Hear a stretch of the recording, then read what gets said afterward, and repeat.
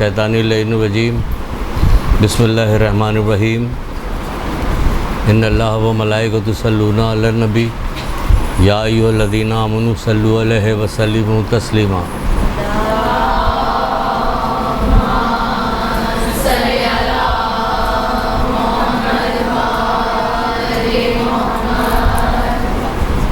بسم اللہ الرحمن الرحیم ایاک نعبد و ایاک نستعین۔ درود پڑھیے محمد علیہ۔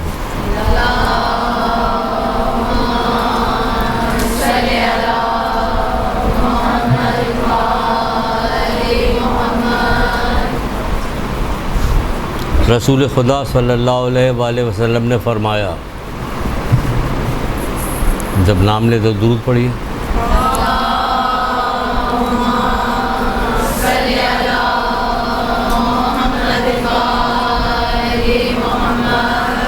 جو شخص سوتے وقت بسم اللہ الرحمن الرحیم کہتا ہے، جو شخص سوتے وقت بسم اللہ الرحمن الرحیم کہتا ہے تو اس کے لیے خداوند عالم فرماتا ہے کہ اے میرے ملائکہ صبح تک اس کی ہر سانس کا لکھتے رہو۔ صبح تک، جب تک یہ سو رہا ہے نا، صبح تک ہر سانس لکھتے رہو تاکہ ہر سانس کے بدلے میں اسے ایک نیکی عطا کروں، اس کے نام اعمال میں ڈال دوں۔ کب؟ جب بندہ سوتا ہے اور سوتے ہوئے بسم اللہ الرحمن الرحیم کہتا ہے۔ یہ ہم نے کیوں بتایا؟ یہ ہم نے اس لیے بتایا تاکہ آپ لوگ جب مجلس پڑھنے کے لیے جائیے، ابھی تو میں بات کرتا ہوں اس سلسلے میں، آپ سے پڑھنے کے لیے جائیے تو شروع میں کچھ چیزیں بتایا کیجیے تاکہ وہ لوگ اس پر عمل کریں، کیونکہ جو مجلس پڑھنے کے لیے آپ جائیے گا تو اگر آپ میں واقعی ارادہ سچ مچ قربتاً اللہ کیا ہے تو اگر دیکھا دیکھی اور ایسے ہی کیا ہوا کہ چلے گا نہیں چلے گا، چھوڑ دیں گے تو کیا ہو جائے گا، ہمارا کوئی کیا کر لے گا، کرور نہیں لے گا۔ یہ سوچ لیجئے کہ اگر آپ مجلس پڑھنے کے لیے جا رہی، واقعی جا رہی، قربتاً اللہ جا رہی، اللہ کی رضا کے لیے، تو کیا صبح تک اس کی سانس لکھتے رہو تاکہ ہر سانس کے مقابلے میں اسے ایک نیکی دو، اس کے نامہ اعمال میں۔ تو بسم اللہ الرحمن الرحیم کے تو بہت سارے فائدے ہیں۔ خیر تو اگر ہر دفعہ آپ ایک نئی چیز لے جا کے بتائیے گا، لوگوں کو بتاتی رہیے گا تو لوگوں کی عادت پڑے گی بسم اللہ الرحمن الرحیم کہنے کی۔ یہ اسم اعظم کے بہت قریب ہے، 8ویں امام رضا علیہ السلام۔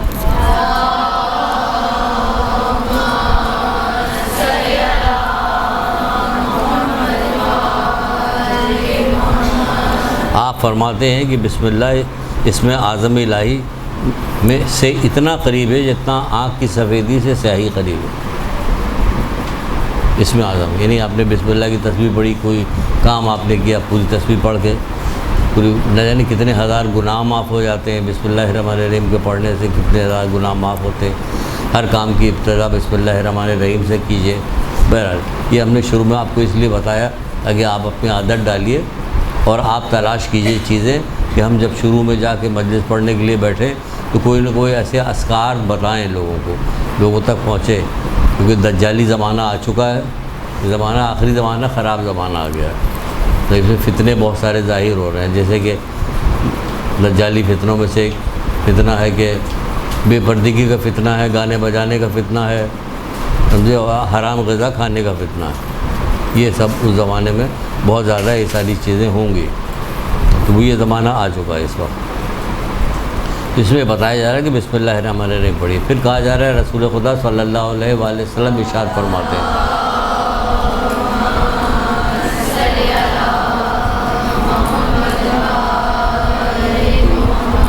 آپ فرماتے ہیں کہ گناہ معاف ہوتے ہیں، درجات بلند ہوتے ہیں اور شفاعت ہوتی ہے۔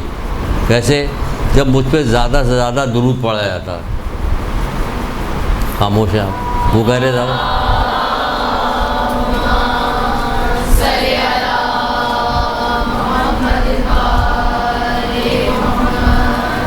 ہمارے یہاں کی جو بچیاں ہیں جو ہمارے یہاں مستقل پڑھتی ہیں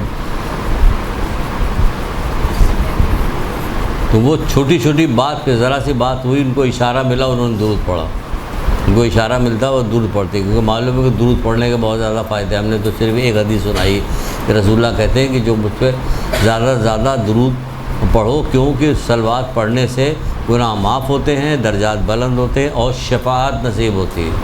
کیا ہوتی ہے؟ شفاعت ملتی ہے۔ کس سے؟ درود کے پڑھنے سے۔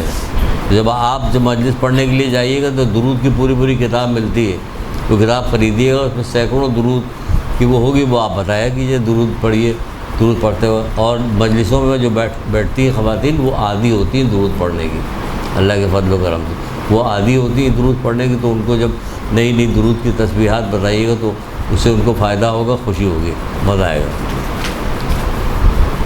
اب شروع کرتے ہیں۔ اس جگہ سے اس کو میں نے سلیکٹ کیا ہے، جو چیزیں میں نے لی ہیں وہ اس لیے لی کہ آپ لوگوں نے طے کیا ہوا کہ آپ مجلس پڑھنے کے لیے جائیے گا۔ مجلس پڑھنا کوئی چھوٹا کام نہیں ہے، یہ آپ سمجھ لیجیے، کوئی چھوٹا کام نہیں، بہت بڑا کام ہے، کیونکہ امام حسین اسلام نے قربانی کوئی چھوٹی نہیں دی ہے، بڑی قربانی دی، ایسی قربانی دی ہے کہ ابھی دنیا میں تشریف نہیں لائے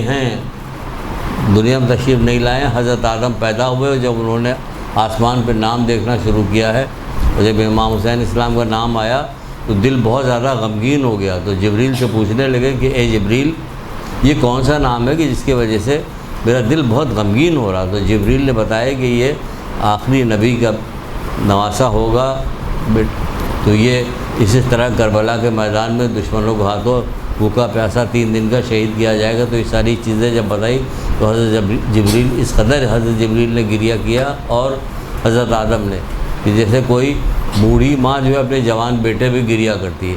تو سمجھ لیجیے کہ ابھی امام حسین اسلام نے قربانی نہیں دی ہے، لیکن قربانی اتنی ایسی تھی کہ سمجھ میں نہ آنے والی بات، ایسا غضب کی قربانی دی ہے، ایسا غضب کا صبر کیا ہے، ایسی مصیبتیں اٹھائی کہ اس کی تاثیر جو ہے ابھی وہ آئے بھی نہیں کہ تاثیر موجود ہو گئی، تو ایسی ہے۔ وہ کام کرنے کے لیے آپ جا رہی ہیں، اس کو کچھ کھیل تماشا نہ سمجھیے گا، یہ کوئی کھیل تماشے والا کام ہے، یہ اتنا بہت بڑا کام کرنے جا رہے ہیں۔ بڑے کام کرنے کے لیے بڑا دل چاہیے، بڑا سمجھ چاہیے، سوچ چاہیے، اور سب سے خاص بات یہ ہے کہ نیت چاہیے، کہ ہماری نیت کیا ہے؟ نیت میں اخلاص ہونا چاہیے، مخلص ہونا چاہیے نیت کے اندر۔ تو چھٹے امام جعفر صادق علیہ السلام،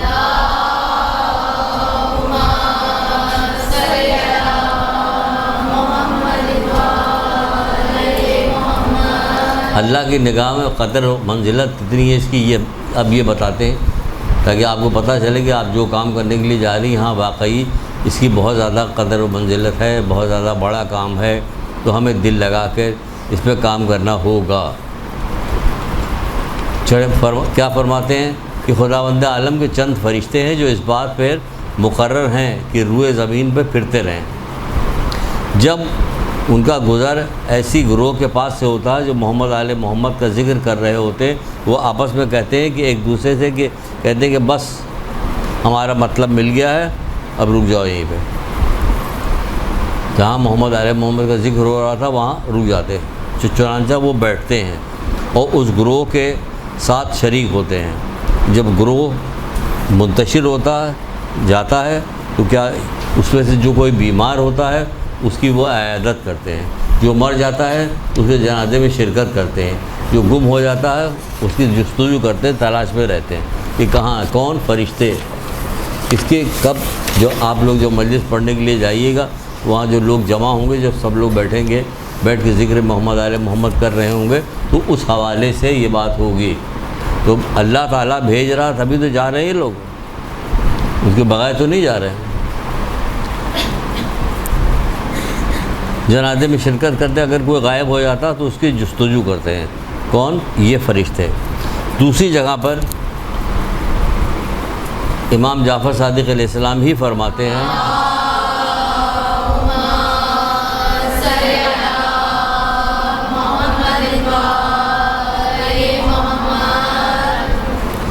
آسمان کے ملائکہ جب ان میں سے 1 یا 2 یا 3 افراد پر نگاہ ڈالتے ہیں کہ جو کہ محمد علیہ محمد کے فضائل کا ذکر کر رہے ہوتے ہیں، تو آپس میں کہتے ہیں کہ ذرا دیکھو تو یہ اپنی کس قدر قلت کے باوجود اور دشمنوں کی کس قدر زیادتی کے باوجود، دشمن کس قدر زیادہ ہیں، ان کی تعداد کس قدر قلیل ہے، اس کے باوجود دشمنوں کے کثرت کے باوجود یہ محمد علیہ محمد کا ذکر کر رہے ہوتے ہیں، ملائکہ کہتے ہیں۔ تو دوسرا گروہ کہتا ہے کہ یہ اللہ کا فضل و کرم ہے، جب جائیے گا آپ محمد آل محمد کا ذکر کیجیے گا، ان کے فضائل بیان کیجیے گا، ان کا علم بیان کیجیے گا، ان کے مصائب بیان ہوں گے، تو یہ آپ کے گرد فرشتے گھوم رہے ہوں گے، ملائکہ گھوم رہے ہوں گے۔ یہ بہترین کتابوں میں سے نکالا ہے، نکال کے آپ کے سامنے پیش کر رہے ہیں۔ ملائکہ گھوم رہے ہیں تو کہیں گے یہ اللہ کا فضل ہے کہ یہ لوگ یہ والی بات کر رہے ہیں۔ اللہ کا فضل ہے، اللہ جسے چاہتا ہے عنایت فرما دیتا ہے، اور وہ بہت فضل عظیم ہے، اس کے بعد فضل عظیم ہے، وہ جس کو چاہتا دیتا۔ یعنی بڑی ہمت، میں نے ملائکہ کی نگاہ میں یہ بڑی ہمت کا کام تھا جو ہو رہا۔ آپ لوگ جو مجلسیں برپا ہوتی گھروں میں، مجلسیں خواتین کی برپا ہوتی، اور آپ ہی لوگوں میں سے کوئی جاتا ہوگا پڑھتا ہوگا، تو پڑھنے کے لیے بھی یہ فضیلت بتائی جا رہی کہ آپ کی یہ فضیلت ہے۔ اب یہ دیکھ لیجیے کہ فرشتے ارد گرد چاروں طرف موجود ہیں۔ اگر آپ یہ روا روی بھی جا رہی ہیں، آپ کو کوئی پرواہ نہیں ہے، یہ نہیں وہ نہیں، تو یہ پھر فائدہ نہیں ہے۔ پھر دیکھا دیکھی ایسی شوق میں چلی آئیں کہ چلو یہ بھی دیکھ لیتے ہیں، ایک دو کلاس اٹینڈ کی، اس کے بعد سمجھ میں نہیں آیا تو یہ جا وہ جا، پھر یہ آپ کا نصیب ہے، یہ نصیب ہے کہ کوئی کیا کرتا ہے۔ امام محمد باقر اسلام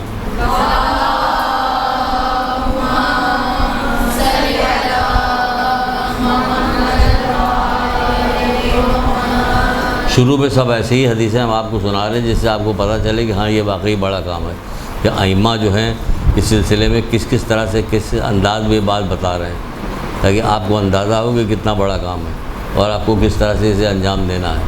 کہتے ہیں کہ اپنے ایک صحابی سے کہتے ہیں کہ آیا تم لوگ ہمارے شیعہ کسی موقع پہ جمع ہوتے ہو؟ جیسے ابھی جب مجلس ہوتی تو جمع ہوتے ہیں نا، سارے شیعہ جمع ہوتے اور ہم اہل بیت کے علوم و فضائل کا آپس میں ذکر کرتے ہو؟ اس نے کہا واللہ کرتے ہیں۔ اور سنیے گا کہ آگے امام کیا کہتے ہیں، وہ کہتا واللہ کرتے ہیں۔ تو حضرت نے فرمایا کہ واللہ مجھے بھی یہ بات پسند ہے کہ میں تمہاری اس مجلس میں آؤں اور تمہاری خوشبو کو سونگھوں، کیونکہ تم خدا اور خدا کے فرشتوں کے دین پر ہو، کیونکہ تم وہ خوشبو سونگھنا چاہ رہے ہیں آپ کی، کیونکہ تم خدا اور خدا کے فرشتوں پہ دین پہ ہو۔ اب کرنا کیا ہے؟ یہ ہو گیا، آپ نے مجلس پڑھ دی، ہاں ہو گیا، آگے کی بات، اصل بات آگے ہے۔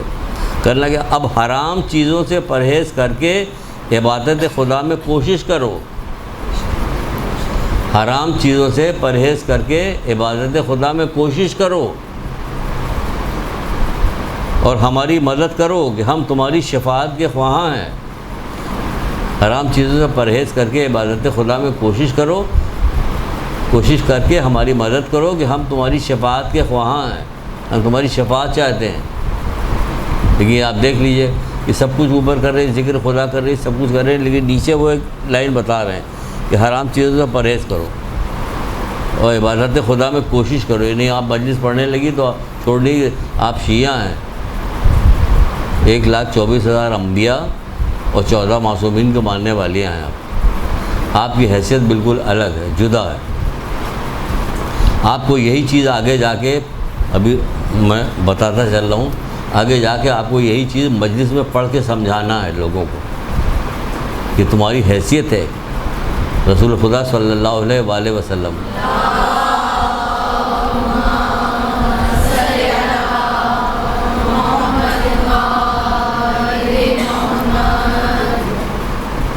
خانہ کعبہ کو دیکھ کر کہنے لگے، سنیے، خانہ کعبہ کو دیکھ کے کہنے لگے اے اللہ کے گھر، اے خانہ کعبہ، اے اللہ کے گھر، کیا کہنا تیری عظمت کے، لیکن مومن سے زیادہ تیری عظمت نہیں ہے۔ یہ ہے آپ کی عظمت۔ تو مومن کر کیا رہا ہے؟ یہ آپ کی نگاہوں کے سامنے ہونا چاہیے کہ کیا کر رہا ہے مومن، یہ کیوں کر رہا ہے۔ جب 2 مہینے 8 دن تک مسلسل گھر گھر مجلسیں ہو رہی ہوتی ہیں، تو مجلسوں میں اگر بیان کیا جاتا کہ ہمیں کیا کرنا ہے، کیا نہیں کرنا، ہماری کیا حیثیت ہے اللہ اس کے رسول کی نگاہ میں، ہمیں کس طرح کا رہنا چاہیے۔ ہم امام کے ماننے والے ہیں، چھٹے امام جعفر صادق اسلام فرماتے ہیں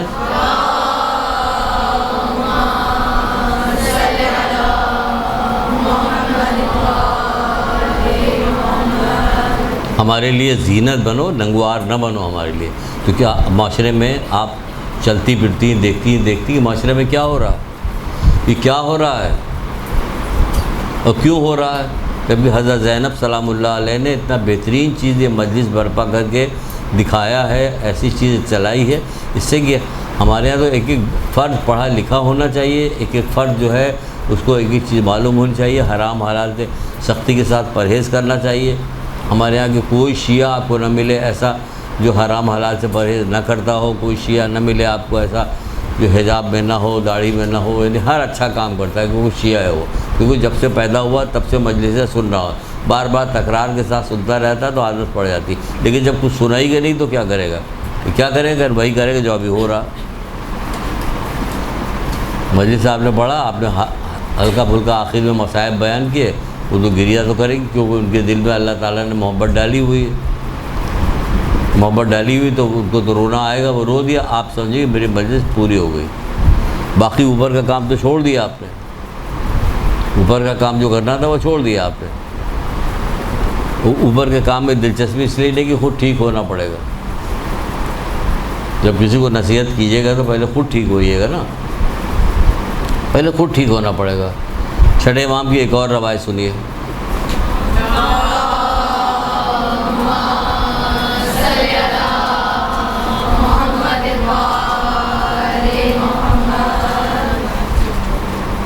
اب یہ بالکل واضح روایت ہے، کیا کہہ رہے ہیں؟ تم جنت کے لیے پیدا کیے گئے اور جنت تمہارے لیے پیدا کی گئی۔ سنیے گا ذرا، روایت کے طریقہ کار دیکھیے گا کیسے بیان کریں۔ تم جنت کے لیے پیدا کیے گئے ہو اور جنت تمہارے لیے پیدا کی گئی۔ تم لوگوں کا نام نیک اور اصلاح کرنے والا رکھا گیا ہے۔ تم لوگوں کا نام نیک، صالح اور اصلاح کرنے والا رکھا گیا ہے۔ تم اللہ سے راضی ہو اور اللہ تم سے راضی ہے۔ نیک و اصلاح کرنے والا رکھا گیا، تم اللہ سے راضی ہو اور اللہ تم سے راضی ہے۔ فرشتے بھلائی و نیکی میں تمہارے بھائی ہیں، فرشتے بھلائی و نیکی میں تمہارے بھائی ہیں، بس شرط یہ ہے کہ جد و جہد کے ساتھ عمل کرو۔ شرط یہ ہے کہ جد و جہد کے ساتھ عمل کرو۔ بھاری تو نہیں لگ رہی باتیں؟ تو لگ تو نہیں، پہلی دفعہ سننا ہے تو بھاری تو لگے گی، ہے نا؟ مگر نہیں آ رہا ابھی، خاموشی سے دعا مانگ رہے ہیں، جلدی کلاس ختم ہوا ہے، کیونکہ تو یہ تو پرہیزگاری کی باتیں بتائی جا رہی ہیں۔ آپ کو یہی بتانا آگے، بتاتے ہیں کہ کیوں بتانا، اور پھر اپنا جائزہ لیجیے گا، کہ جب وہ نہ کر پائیے گا تو اپنی مذمت خود کیجیے گا، خود سے اپنی مذمت کیجیے گا کہ ہم تو یہ کام نہیں کر رہے ہیں، کیونکہ آپ کو معلوم بھی ہوگا۔ جب امام حسین اسلام ابھی بتاتے کیوں جب امام حسین اسلام روانہ ہونے لگے، مدینے سے روانہ ہونے لگے، چلنے لگے ہیں، مدینے سے چلنے لگے ہیں، تو محمد بن حنفیہ ان کے بھائی تھے، ان کو وصیت نامہ لکھ کے دیا تھا، محمد بن حنفیہ کو وصیت نامہ لکھ کے دیا تھا، تاکہ ڈاکومنٹ رہے کہ میں جا رہا ہوں، کیوں جا رہا ہوں، کس لیے جا رہا ہوں، کہ دھوکے بازی میں نہیں میں پھنس رہا ہوں، میں جان بوجھ کر جا رہا ہوں۔ تو وہ ڈاکومنٹ انہوں نے وصیت لکھی۔ وصیت میں کیا لکھا؟ میں سرکشی اور جنگ و جدال کے ارادے سے نہیں جا رہا ہوں، میں سرکشی اور جنگ و جدال کے ارادے سے نہیں جا رہا ہوں، نہیں نکل رہا ہوں، اور نہ ہی میرا مقصد فساد پھیلانا ہے یا کسی پہ ظلم کرنا، یہ بھی میرا مقصد نہیں ہے، بلکہ میں تو اپنے نانا کی امت کی اصلاح کے غرض سے جا رہا ہوں۔ کس لیے جا رہے ہیں؟ یہ ساری قربانی جو دی گئی کس لیے دی گئی؟ قربانی اس لیے دی گئی۔ تو اگر ہم اس قربانی پہ گریہ کرتے ہیں بغیر اصلاح کے، تو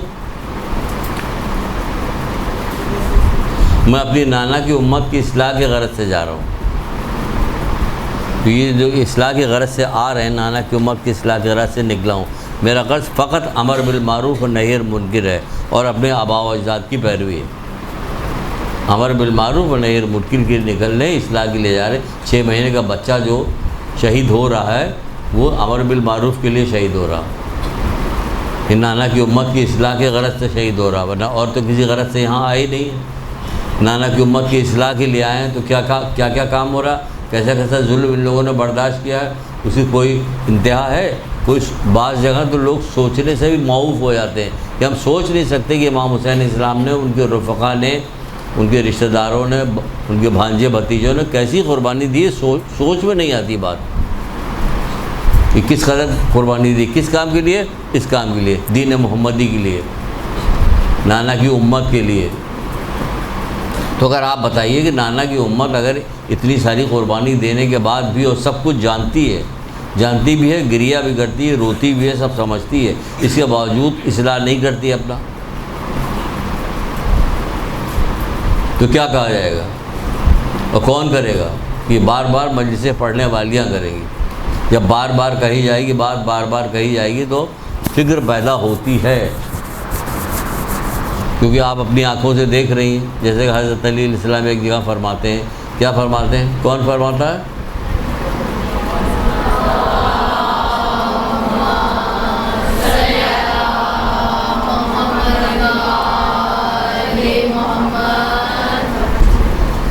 کہتے ہیں کہ باوجود تم دیکھ رہے ہو کہ خدا کے عہد کو توڑا جا رہا، تم دیکھ رہے ہو کہ خدا کے عہد کو توڑا جا رہا، پھر بھی تمہیں غصہ نہیں آتا۔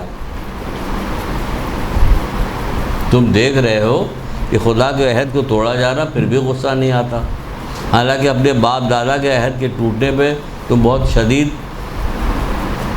غم و غصہ کرتے ہو، اپنے لیے ذلت سمجھتے ہو اس کو۔ ہوتا کہ نہیں ہوتا؟ اپنی آنکھوں سے دیکھ رہے۔ اب کیا ہوا؟ یہ نانا کی امت کی اصلاح کی غرض سے نکلے۔ اب آپ جب مجلس پڑھنے کی غرض سے نکلیے گا تو آپ نے اپنی آنکھوں سے دیکھی ہوئی بہت ساری چیزیں، اللہ اور اس کے رسول کے عہد کو ٹوٹتا ہوا دیکھا ہے، خالہ جان کو دیکھا آپ نے، موانی جان کو، رشتہ داروں کو، دوسری بہن بھائیوں کو، اور شیعہ عورتوں کو تمام دیکھا کہ کیا کیا عہد شکنی ہو رہی، کیا کیا کام کیا جا رہا، کون سا ایسا برا کام ہے جو نہیں کیا جا رہا۔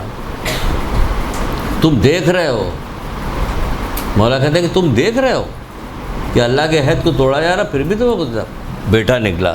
اللہ کے عہد کو توڑا جا رہا تھا تو بیٹا نکلا، اور بیٹا نکل کے کیسی قربانی دی کہ عقلیں حیران رہ گئی کہ کیسی قربانی دی۔ بار بار جب مدینے سے یہ خطبہ لکھنے کے بعد ماں کی قبر پہ گئے ہیں، وہاں جا کے رخصت ہوئے، گریہ کیا، بھائی کی قبر پہ گئے ہیں، وہاں جا کے رخصت ہوئے۔ اس کے بعد جب نانا کی قبر پہ گئے ہیں تو ایک کتاب میں لکھا تھا، بار بار آج جب گئے ہیں وہاں پہ تو ایک ہی فقرہ کہا کرتے تھے، خدایا مجھے نیکی پسند ہے اور برائی سے نفرت ہے، خدایا مجھے نیکی پسند ہے اور برائی سے نفرت ہے۔ اسی حسین کا ذکر کر کے ہم اگر کوئی برائی نہ چھوڑیں اور کوئی نیکی اختیار نہ کریں، اگر ہر سال بچپن سے ہم سنتے چلے آ رہے ہیں، 10 سال بھی ہم نے مجلسیں سنی اور برائی چھوڑنا شروع کیا اور نیکی اختیار کرنا شروع کیا، تو ہوا کیا؟ ہم مکمل تقریباً نیک ہو گئے۔ معصوم تو نہیں بن سکتے، لیکن یہ کہ کھلم کھلا ہم کوئی ایسی برائی نہیں کر رہے ہیں جو زمانہ دیکھے اور کہے کہ دیکھیے آپ یہ والی برائی کر رہی ہیں۔ بات سمجھ میں آ رہی ہے؟ آگے بڑھیں۔ جب وہ یہ بات کہہ رہے ہیں مجھے نیکی پسند اور برائی سے نفرت ہے، تو حر جب آیا ہے اور حر نے آگے راستہ روکا ہے تو بھی کیا ہوا تھا؟ اس کا خود حر اور اس کا لشکر اس قدر پیاسا تھا کہ زبانیں باہر نکلی ہوئی تھی۔ تو امام حسین علیہ السلام کو تو نیکی پسند تھی، تو انہوں نے کیا کام کیا؟ انہوں نے سارا پانی حر کو پلا دیا، اپنے پاس جتنا پانی تھا سب حر کو پلا دیا، گھوڑوں کو پلا دیا۔ یہاں تک کہ لکھا ہوا ہے کہ ایک شخص تھا جو بہت زیادہ ضعیف تھا اور بہت زیادہ پیاسا تھا، تو اسے اترا نہیں جا رہا تھا، اپنے گھوڑے اونٹ سے اترا نہیں جا رہا تھا۔ امام حسین علیہ السلام خود اٹھ کے گئے ہیں اور جانے کے بعد خود اپنے ہاتھ سے اس کو پانی پلایا، اس کے گھوڑے کو پانی پلایا۔ کتنے امام حسین علیہ السلام، جبکہ جانتے تھے، بچپن سے سنا ہوا تھا کہ کس طرح سے ہمارا پانی بند کیا جائے گا، کس طرح سے آوازیں آئیں گی خیموں سے، اعلیٰ تش کی بچوں کی آوازیں آئیں گی، انہیں سب پتہ تھا۔ اس کے باوجود انہیں، کیونکہ وہ کہہ چکے ہیں مجھے نیکی پسند ہے برائی سے نفرت ہے، تو وہ نیکی انجام دے رہے ہیں، خود بھی دے رہے ہیں انجام نیکی۔ یہ کیا کام کیا؟ ایثار کیا۔ اس کو کہتے ہیں ایثار، یعنی اپنی چیز اپنے اوپر سے چھوڑ کر سامنے والے کو بہت ضرورت تھی، پیاس کی شدت کی وجہ سے، تو ایثار کیا، اس کو پلا دیا پانی سارا۔ ایثار کوئی چھوٹی موٹی نیکی نہیں ہے ایثار کرنا۔ ہم لوگوں نے کبھی اس بات پہ غور کیا ہے کہ جب امام حسین علیہ السلام کا تذکرہ کریں تو اس بات کو بتائیں کہ دیکھیے وصیت کی کتنی اہمیت ہے، کہ مولا نے ابتدا جب کی ہے تو وصیت سے شروع کی، ابتدا تو کتنی وصیت کی کتنی اہمیت ہوئی۔ اگر ہم کربلا کو دیکھیں شروع سے تو ایک ایک قدم پر ہمیں دین کی ایسی چیزیں نظر آئیں گی کہ آپ کہیے گا کہ واقعی اس کا تذکرہ تو ہونا چاہیے، تو سب کو معلوم ہو جاتا ہے کہ یہ وصیت کس قدر اہم ہے، اس قدر اہم ہے کہ حضرت مسلم جب شہید ہو رہے تھے، یہ اہل بیت کے گھرانے والے سب جانتے، شہید ہو رہے تھے تو اس وقت بھی انہوں نے وصیت کی تھی، حالانکہ ظالم بادشاہ سے وصیت کر رہے تھے، لیکن کہہ رہے تھے میرے پاس اتنا قرضہ ہے، میری یہ زیرہ بیچ کے تلوار بیچ کے یہ قرضہ ادا کر دینا، یہ جانتے تھے، ورنہ وہ تو کہتے کہ میں تو اللہ کی راہ میں امام حسین علیہ السلام کی مدد کے لیے نکلا تھا، اس میں شہید ہو رہا، میرے تو گناہ ایسے ہی معاف ہو جائیں گے۔ جیسے ہم لوگ سوچ میں لگے رہتے کہ ہم لوگ شیعہ، ہم لوگ سب جو جی چاہے کرو، ہے نا، تو وہ تو کہتے ہو جائے گا، لیکن نہیں، انہوں نے باقاعدہ وصیت کی۔ تو یہاں پہ وصیت کر رہے ہیں، خود کے لشکر کو پانی پلایا، احسان کیا، نتیجہ کیا نکلا؟ نتیجہ یہ نکلا کہ خود کے اوپر اس کا بہت زیادہ اثر ہوا، تو 9 کی رات کو اس نے سوچنا شروع کیا، غور کرنا شروع کیا، غور فکر شروع کر دیا کہ بھائی کیا کرنا چاہیے۔ تو ہوا یہ کہ کرنا یہ چاہیے کہ پھر نکل کے امام حسین علیہ السلام کی طرف آیا، اس نے معافی مانگی، امام حسین نے معاف بھی کر دیا۔ ہم لوگ چھوٹی چھوٹی بات ایک دوسرے کو معاف کرنے کو تیار نہیں ہوتے، ہمارے بھی یہ عادت ہے، وہاں امام حسین علیہ السلام ہر کو معاف کر رہے ہیں، جتنا پانی روکا تھا، کہا مولا میری وجہ سے تو یہ پانی بند ہوا، میں نے روکا تھا، تو مجھے سب سے پہلے جانے کی اجازت دی جائے، تو سب سے پہلے گیا بھی تھا وہ۔ تو آپ دیکھا آپ نے کہ ہر جیسے کو معاف کر دیا۔ تو یہاں پہ معافی کا ایک درس، پورا کربلا ہمیں درس دیتا ہوا جا رہا، ہم لوگ خالی چند چیزیں پکڑ کے اس کو گریا کیا اور بات ختم کر کے، پورا کربلا درس دے رہا ہے، ایک ایک چیز درس دے رہی ہے ہمیں، اس میں سے ڈھونڈنا پڑے گا، نکالنا پڑے گا کہ یہاں پہ رک کے ہمیں جو میں بات بتا رہی ہوں، کہہ رہی ہوں، یہاں پہ رک کے ہمیں کیا بات کہنی ہے۔ اب جیسے یہاں پہ رک کے ہم نے یہ بات بتائی آپ کو کہ امام حسین علیہ السلام نے معاف کیا، تو آپ دیکھیں کہ معافی کتنی بڑی چیز ہے کہ امام حسین علیہ السلام کربلا کے میدان 10 تاریخ کو آج آخری دن ہے، 10 تاریخ آخری دن ہے، بچے 3 دن سے بھوکے اور پیاسے ہیں، امام حسین علیہ السلام معاف کریں۔ ہم لوگ تو غصے سے برا حال ہو جائے، اگر کوئی ہمارا نقصان کر دے، معافی مانگنے کے لیے پھر آئے ہمارے پاس، تو ہمارے غصے سے بھر جاتا۔ ماننے والے کس کے ہو؟ پھر حسین کے ماننے والے، پھر حسین نے تو ہر جیسے کو معاف کر دیا تھا، تم سگے بھائی کو معاف کرنے کو تیار نہیں ہو، معاف کیا اس کو،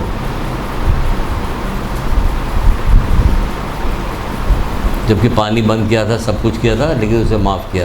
جا کے خیمے کو پاس جا کے حضرت زینب وغیرہ سے بھی معافی اس نے طلب کی، معافی مانگا کہ مجھے معاف کر دیجیے گا، اس نے وہاں بھی معافی مانگی، وہاں بھی معاف کیا گیا اس کو، وہ تو معاف کیا گیا، سمجھے آپ؟ یہ معافی جو ہے کس بات پہ مانگی؟ وہ جو حسن اخلاق دکھایا تھا، قربانی دی تھی، پانی پلایا تھا، ایثار کی ایک حدیث سنیے ذرا، بلکہ حدیث کا چھوٹا سا واقعہ ہے ایثار کے سلسلے میں، وہ آپ دیکھیے۔ حضرت موسیٰ علیہ السلام نے پروردگار سے کہا کہ اے پروردگار، مجھے محمد صلی اللہ علیہ وآلہ وسلم کی امت کے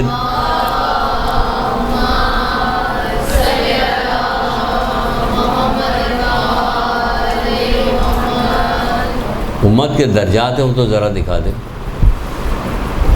اس میں سوچتی جائیے اپنے بارے میں بھی، ہم امت سے ہیں، رسول خدا صلی اللہ علیہ وآلہ وسلم، یہ درجات جو ہیں یہ ہمیں دکھا دیجئے۔ تو پروردگار نے کہا، ارشاد فرمایا، موسیٰ تمہیں دیکھنے کی طاقت نہیں، محمد مصطفیٰ صلی اللہ علیہ وآلہ وسلم کی امت کے درجات، ان کے نہیں، امت کے درجات۔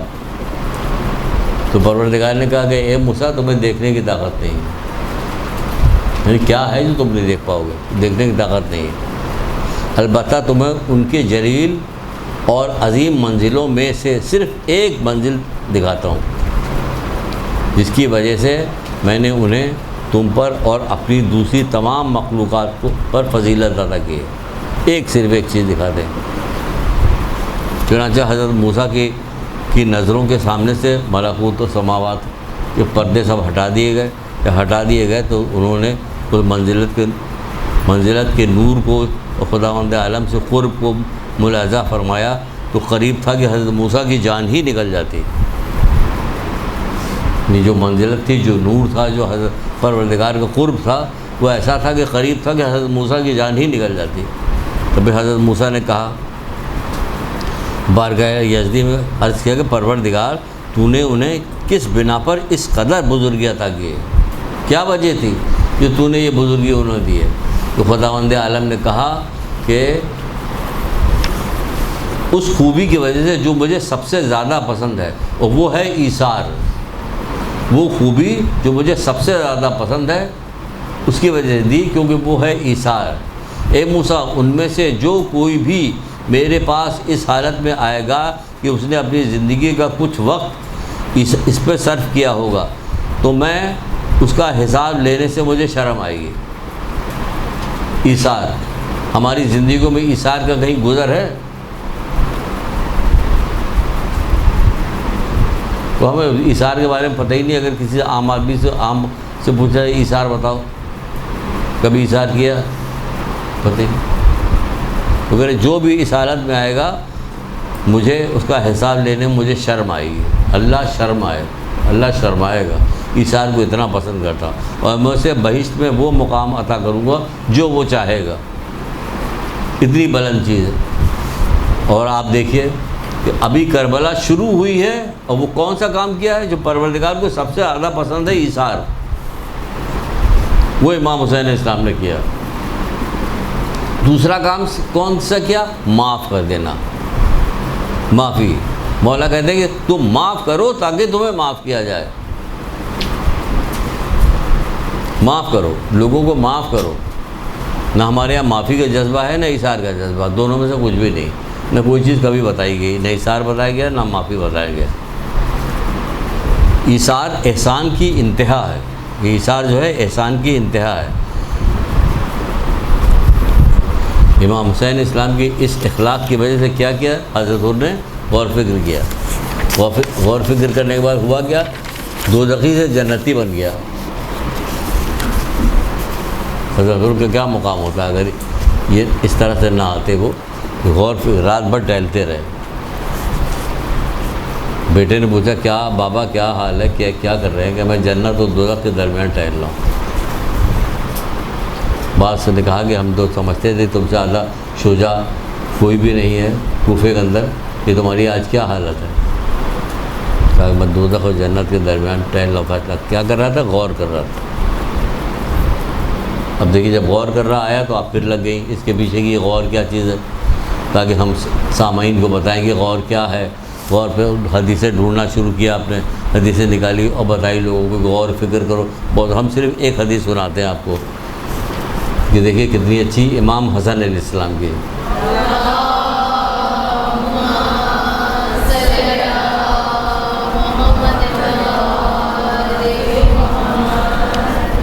آپ کہتے ہیں میں تمہیں اللہ کا تقویٰ اور دائمی غور فکر کی وصیت کرتا ہوں.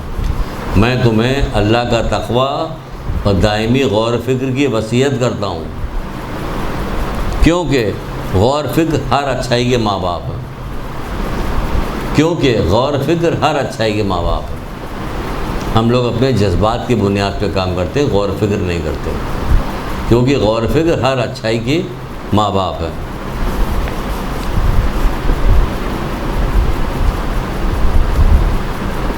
جتنی چیزیں آ گئی دیکھیے آپ، ایثار آ گیا، معافی آ گئی، جو کبھی ذکر نہیں ہوتا مجلسوں میں. کبھی ہوتا ذکر ایثار کا، معافی کا، غور فکر کا، اور یہ سب اسی کے اندر موجود ہے.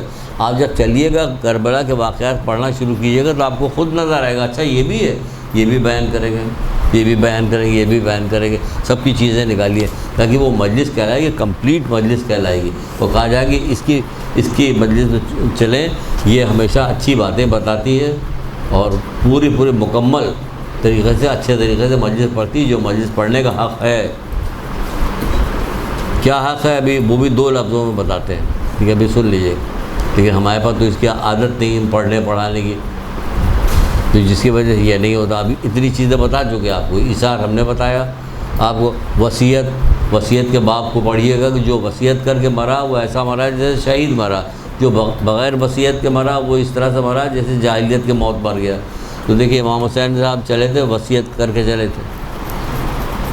حضرت مسلم نے وصیت کی وہاں پہ, اس حالت میں وصیت کی انہوں نے. تو وصیت کے باب کو آپ کو پڑھنا چاہیے تاکہ ایک آدھ حدیث تو بتا سکیں. جتنا علم فراہم کر سکتی. یہ 1,24,000 انبیاء کے دین کو بچایا گیا, تو سوچئے کہ کربلا کے اندر کس قدر علم موجود ہوگا. لیکن ہم چند چیزیں روایتی آپ نے سنی ہیں, اس کے بعد ختم ہے. آپ نے کبھی علم میں آپ کے اضافہ نہیں ہوا. کیوں نہیں اضافہ ہوا؟ کہ آپ نے اس کو سمجھا ہی نہیں کہ یہ علم فراہم کیا جا رہا ہے, اس کے اندر یہ تقاضا کیا جا رہا. دونوں میں سے کوئی چیز نہیں سمجھی. کیوں نہیں سمجھی؟ اس لیے نہیں سمجھی کہ رسول خدا صلی اللہ علیہ وآلہ وسلم فرماتے ہیں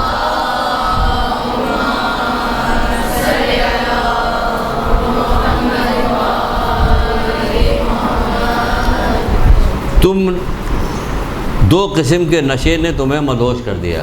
رسول اللہ کرے 2 قسم کے نشے نے تمہیں مدہوش کر دیا. 2 قسم کے نشے نے تمہیں مدہوش کر دیا. ایک تو زندگی سے محبت ہے, اور دوسرا کیا ہے؟ جہالت سے. دوسری جہالت سے محبت کے نشے نے. زندگی کی محبت کے نشے نے اور جہالت کی محبت کے نشے نے. یہ 2 چیزیں. جہالت کا نشہ. آپ بتا دیے کہ آپ گھر میں خواتین کو کسی بھی گھر کی عورتوں کو کسی کو کتاب لے کے پڑھتے ہوئے دیکھتے ہیں. ہمارے یہاں رواج ہے کوئی؟ رواج کون ڈالے گا؟ اگر ہر مجلس کے اندر اس قسم کی باتیں بتائی جا رہی ہوتی, کتابوں کے نام بتایا جاتا اور زور دیا جاتا, معاشرے میں پورا ایک سلسلہ بن گیا ہوتا, تو ضرور کسی نہ کسی کے ہاتھ پہ کتابیں ہوتی. علم کی کتنی فضیلت ہے اس کی کوئی حد اور انتہا نہیں.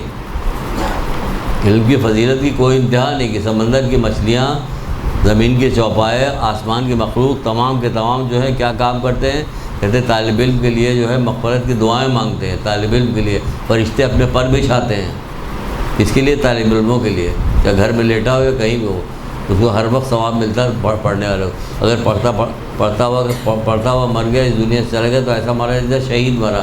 1-2 چیزیں تھوڑی, کتابوں کے انبار لگے ہوئے صرف علم کی فضیلت پر. اور آپ دیکھ لیجئے, انصاف سے بتائیے کہ وہ تو کہہ رہے ہیں جہالت کا نشہ ہے. نشہ جہالت ہے, جاہلوں تو نشہ ہے. کبھی کتاب اٹھانے کو تیار نہیں کہ کوئی کتاب اٹھائی جائے, دیکھی جائے, پڑھی جائے. کس وجہ کہ کبھی آپ نے کبھی کہا ہی نہیں کبھی کہ علم حاصل کرو. میں کہہ رہے مجلس کا ٹاپک نہیں. کیوں نہیں ٹاپک ہے مجلس کا؟ یہ ٹاپک ہے مجلس کا. یہ ہر بات ادھر سے ادھر چلی جاتی ہے, مجلس کا ٹاپک نہیں بنتا. کیوں نہیں بنتا؟ دیکھیے اس کے اندر چیزیں جب نکل رہی تو بتائیے گا نہیں آپ, تو آپ کو بتانا پڑے. تو ٹاپک تو خود بن رہی ہے, بات ٹاپک خود بن رہی ہے. جہالت کے نشے نہیں, اسی لیے تم نہ امر بالمعروف پڑھتے ہو نہ نہی عن منکر. یہی وجہ ہے, زندگی کی محبت اور جہالت کی وجہ ہے, جس کی وجہ سے تم نہ امر بالمعروف پڑھتے ہو نہ نہی عن منکر. تو بھائی ٹاپک اس لیے بن رہا کہ امام حسین اسلام بھی تو امر بالمعروف اور نہی عن منکر کے لیے نکلے تھے. تو اگر ہم اپنی مجلسوں میں امر بالمعروف نہی عن منکر ہی نہ کریں, نیکی کی دعوت نہ دے, برائی سے نہ روکے, مجلسوں میں کہ ٹاپک نہیں بنتا, تو پھر امام حسین اسلام تو یہی کہہ کے نکلے تھے میں اس کام کے لیے جا رہا ہوں, اپنی نانا کی امت کی اصلاح کی غرض سے جا رہا ہوں. مجلسوں میں اگر اصلاح ہی نہ ہو, بولیے پھر کیا ہو؟ اسی لیے مولا مشکل کشا کہتے ہیں کہ کیا میں تمہیں حقیقی عالم کے بارے میں نہ بتاؤں؟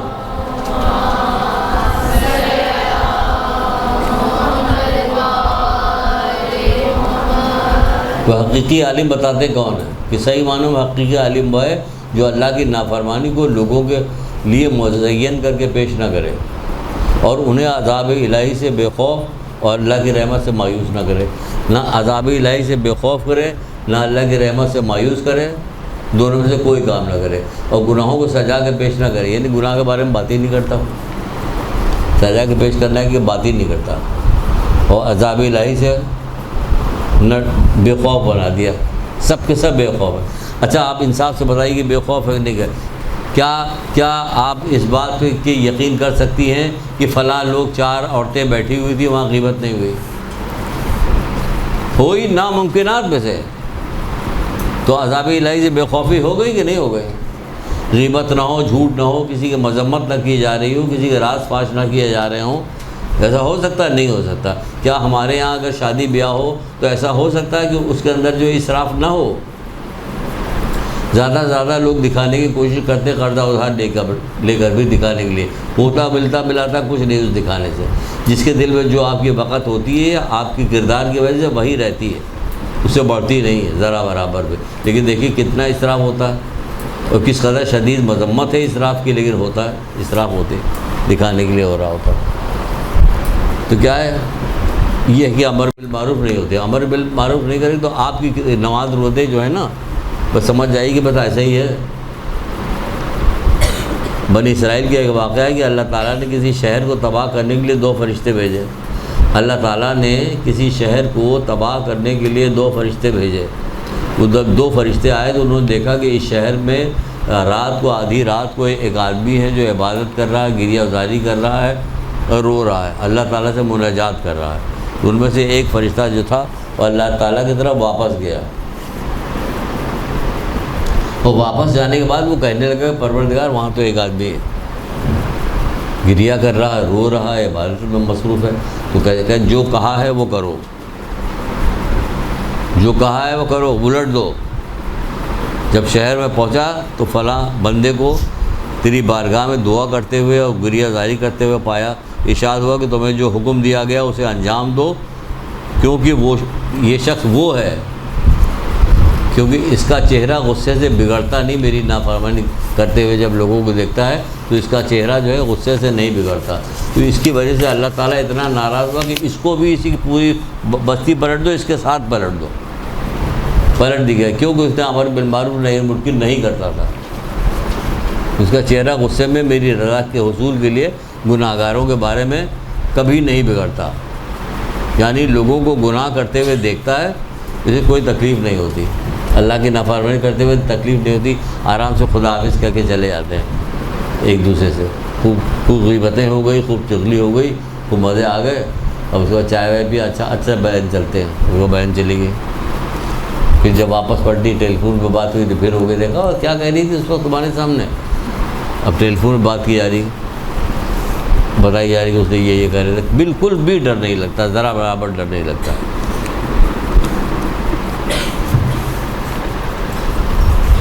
بنی اسرائیل کا زمانہ تھا، بچے جو تھے بطخ سے کھیل رہے تھے، دوڑ رہے تھے اور اس کے پر نوچ رہے تھے۔ ایک آدمی نماز پڑھ رہا تھا، پڑھتا جا رہا، مسلسل نماز پڑھ رہا تھا، بچے کھیل رہے تھے، اسے دوڑا رہے تھے، بطخ کو نوچ رہے تھے، یہاں تک کہ بطخ ہلاک ہو گئی، مر گئی، زمین پھٹی، وہ عابد اسی میں سماج گیا، زمین بند ہو گئی۔ کیا سمجھ میں آیا؟ اتنا بڑا کام ہے یہ امر بالمعروف کا۔ ظلم اتنا ناپسند ہے پروردگار کو، یعنی گناہ جو ہے وہ ظلم ہے، چاہے وہ آپ اپنے اوپر کیجئے اور چاہے دوسرے کے اوپر کیجئے۔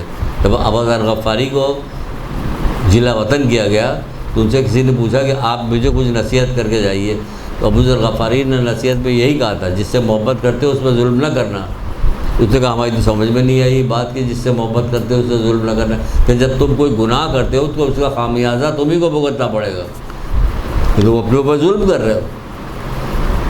تو ہم یہاں ظلم کرتے ہوئے لوگوں کو دیکھ رہے ہیں کہ لوگ برائیاں کر رہے ہیں، ہمارے اوپر کوئی اثر ہی نہیں ہوتا، ہمارے پاس کوئی اثر نہیں ہوتا۔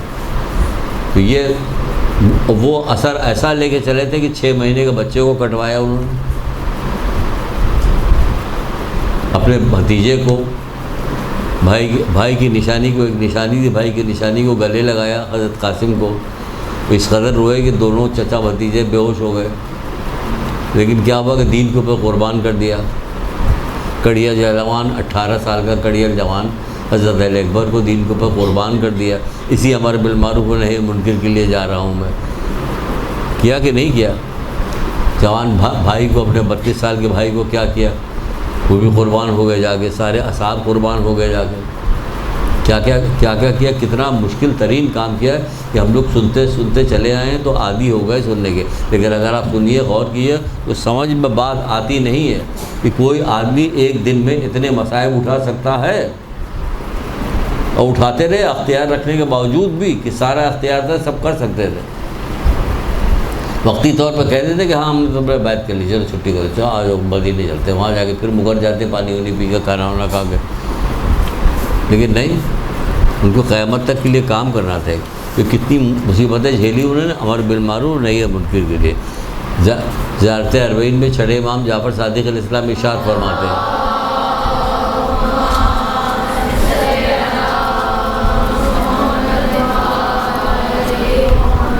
زیارت اربعین اس میں کہہ رہے ہیں، ایک مقصد بتا رہے ہیں، امام حسین علیہ السلام کے شہید ہونے کا مقصد بتا رہے ہیں، یہ مقصد نوٹ کر لیجئے اور اسی پہ کام کیجیے۔ وہ کہتے ہیں کہ پروردگار امام حسین علیہ السلام نے اپنی جان تیری راہ میں قربان کر دی، پروردگار امام حسین علیہ السلام نے اپنی جان تیری راہ میں قربان کر دی تاکہ تیرے بندوں کو جہالت و گمراہی سے نجات دلا دے، تاکہ تیرے بندوں کو جہالت و گمراہی سے نجات دلا دے۔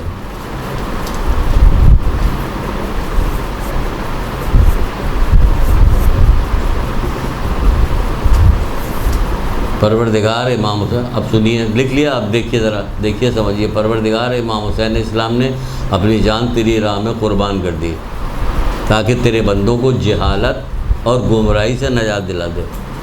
تو آپ بتائیے کہ 1400 سال ہو گئے ہیں، ہو گئے، ابھی بھی ایک خاتون نیچے آئی ہوئی تھی، جب انہوں نے اپنے مسئلے بتائے تو میں نے کہا کہ آپ صحیفہ کاملہ خرید لیجیے۔ صحیفہ کاملہ آپ نے پڑھی؟ صحیفہ کاملہ آپ جانتی ہیں؟ اب بولیے، صحیفہ کاملہ کس نے لکھی؟ نہیں پتہ۔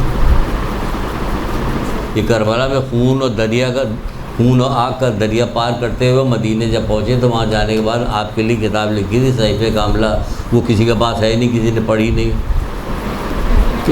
کتنا وقت گزر گیا ہے، ٹھیک ہے، جس کے پاس ہے ماشاءاللہ سے بہت اچھی بات ہے، کتنا وقت گزر گیا، 1400 سال گزر گئے، اس جیسی کوئی کتاب نہیں کہ بعض علماء کہتے ہیں، اہل سنت کے بھی علماء بات کہتے ہیں کہ اگر میں آسمانوں پہ جاؤں، وہاں سے فرشتے مجھ سے پوچھیں کہ میرے لیے زمین سے کیا لائے ہو، تو میں کہوں گا یہ لو صحیفہ کاملہ لایا ہوں۔ کتنی بڑی بات ہے، جو پڑھتا ہے جو سمجھتا ہے وہی جانتا ہے۔ غضب خدا کی کہ ہمیں جو ہے ہمارے یہاں نہیں پتہ صحیفہ کاملہ کا، دادی اماں کو نہیں پتہ، ماں کو نہیں پتہ، ماں نہیں پڑھتی، دادی اماں نہیں پڑھتی، کوئی نہیں پڑھتا نہیں۔ ایک تو چھوٹی بھی دعائیں ہیں، بڑی بھی دعائیں ہیں، نشان لگا کے پڑھیے کہ آپ کے مطلب کی یہ لائنیں ہیں تو وہ دعا ہم پڑھیں گے، اتنی دعا ہم پڑھیں گے، لیکن پڑھیں گے نہیں پتہ کتنے سال گزر گئے کہ 1400 سال گزر گئے۔ کیا کہہ رہے ہیں چھٹے امام؟ تاکہ تیرے بندوں کو جہالت و گمراہی سے نجات دلا دے۔ یہ جہالت کا یہ حشر ہے، اور گمراہی کیسی ہے وہ بھی آپ کو پتہ ہے کہ کیسی گمراہی ہے۔ گھر لڑائیاں ہیں، جھگڑے ہیں، فساد ہے، کینہ ہے، بغض ہے، عداوت ہے، حسد ہے، کیا چیز ہے نہیں ہے جو کہا جائے کہ نہیں فلاں چیز تو ہم لوگوں میں نہیں پائی جاتی۔ صرف ایک چیز نہیں پائی جاتی، وہ بھی خدا کی وجہ سے، اپنی وجہ سے وہ بھی نہیں۔ پانچویں امام محمد باقر اسلام فرماتے ہیں،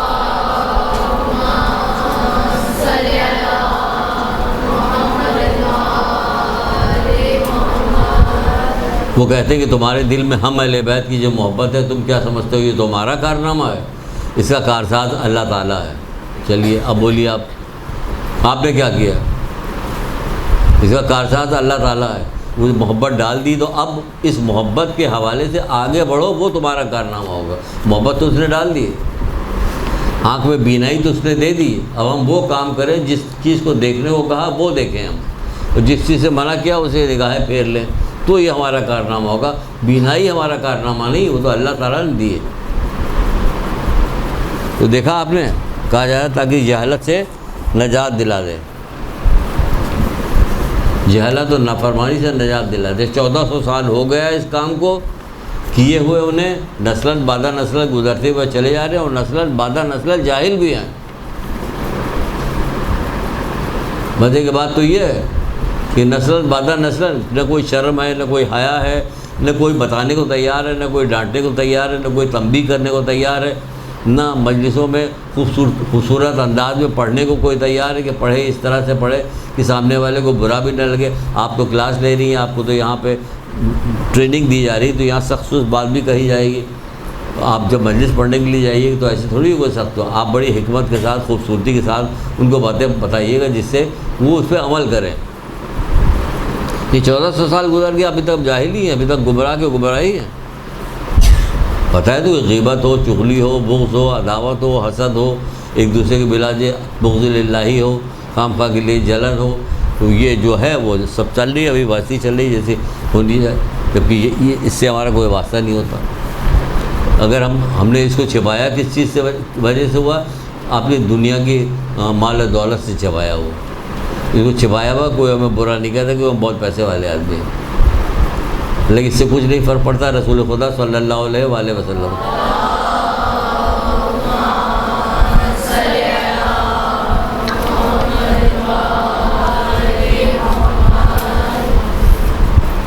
کہتے جاہل وہ ہوتا جو اللہ کی نافرمانی کرے۔ جاہل کون ہوتا ہے؟ جو اللہ کی نافرمانی کرے، چاہے دیکھنے میں کتنا ہی خوبصورت اور بلند مرتبے والا کیوں نہ ہو۔ آگے سمجھ لو، جاہل وہ ہوتا ہے جو اللہ کی نافرمانی کرے، چاہے دیکھنے میں کتنی خوبصورت اور بلند مرتبے والا کیوں نہ ہو، لیکن اس سے کوئی فرق نہیں پڑتا، وہ جاہل ہے۔ تو مطلب کہنے کی یہ تھا کہ جب یہ ذکر حسین ہوتا ہے تو اس میں ساری چیزیں آنی چاہیے، اس میں خالی مسائل تو اپنی جگہ پہ ہو، تو کہہ تو دیا امام محمد باقر اسلام نے کہ تمہارے دل میں ہم اہل بیت کی جو محبت تم کیا سمجھتے تمہارا کارنامہ ہے، اس کا کارساز اللہ تعالیٰ ہے۔ تو جب ہم محمد علیہ محمد کی باتیں سنتے ہیں، ان کی تکلیفیں سنتے ہیں، ان کو بٹھائے جانے والے ظلم سنتے ہیں تو ہمیں رونا تو آئے گا، ہم روتے ہیں۔ اس کا ثواب الگ سے بتایا گیا، اس کا بھی ثواب بتایا گیا، جیسا کہ چھٹے امام جعفر صادق علیہ السلام فرماتے ہیں،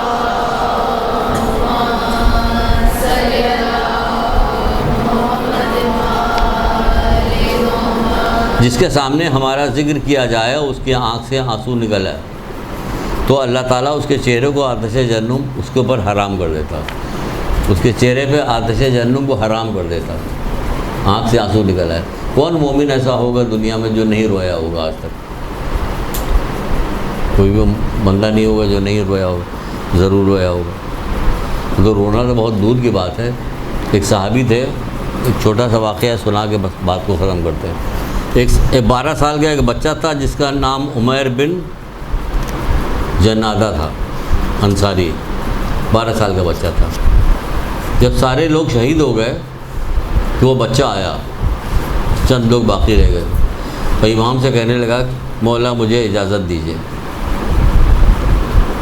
اس کو دیکھ کے کہنے کہ تیرے باپ نے پہلے حملے اولا جو ہوا تھا، پہلا حملہ ہوا تو اس میں اس کا باپ شہید ہو گیا تھا۔ تو امام نے کہا کہ بیٹا تمہارا باپ شہید ہو چکا ہے، اب تمہاری ذمہ داری نہیں ہے، اب تم اپنی ماں کے پاس جاؤ۔ تو کہنے لگا میری ماں ہی نے تو مجھے بھیجا ہے اور کہا کہ امام کے قدموں پہ قربان ہو جاؤ ورنہ میں تم سے راضی نہیں ہوں گی۔ آپ رونے کی بات کریں، یہاں تو جان دے رہے ہیں لوگ۔ اس قدر وہاں امام حسین اسلام کے وہ مصائب تھے کہ بچہ جان دینے کو تیار تھا۔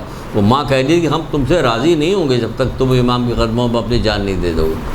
تو بتائیے کہ ہم نے اگر گریہ کر لیا تو ذرا سا مصائب اٹھا لیے تو کیا یہ دیکھیے کیا کیا اس نے کہ گریہ کرنے سے تو دور کی بات ہے، اس نے جان دینے کو تیار ہے۔ اور گیا جا کے شہید ہوا، جا کے تو گیا تو وہاں پہ ایک رسم تھی، رجس پڑھا جاتا تھا۔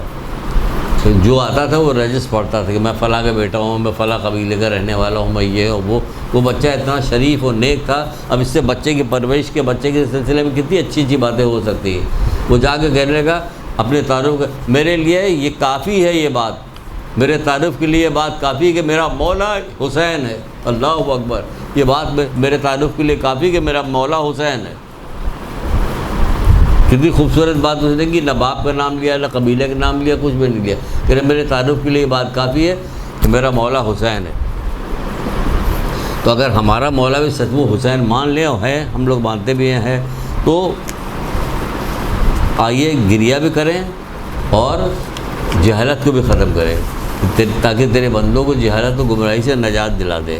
اگر گریہ جو قلب کے متاثر ہونے کی وجہ سے ہو، جیسا کہ نفس مغموم ہو جائے، غمزدہ ہو جائے، نفس میں غم پیدا ہو جائے، تو کیا ہوتا ہے؟ تو خدا کے نزدیک تسبیح میں شمار کیا جاتا ہے۔ یہ گریہ ایسا تسبیح میں شمار کیا جاتا ہے۔ مصائب سن کے دل تڑپ اٹھے، تو حدیث شریف میں وارد ہوا ہے کہ جس کا دل ہماری مصیبت میں سنے تڑپ اٹھے، وہ موت کے وقت مسرور ہوگا، خوش ہوگا، اور یہ مسرت اس کے دل میں اس وقت تک باقی رہے گی جب تک وہ حوض کوثر پر ہم سے ملاقات نہ کر لے گا۔ کون؟ رونے والا، میرے غم میں رونے والا، جب تک حوض کوثر پہ ہم سے ملاقات نہ کر لے گا۔ یہ ہے ثواب اس کا۔ انشاءاللہ امید ہے کہ آپ لوگ جو ہے بات کو، جو اصل بات جو ہم نے بتائی اس کو سمجھ گئی ہوں آپ لوگ، کہ اصل بات ہم نے آپ کو کیا بتائی ہے، کہ ہمارا مجلس کا مقصد ہوتا پوائنٹ لے کے چلیے۔ دیکھیے پوائنٹس وائز ہم چلے، آپ کو بتایا۔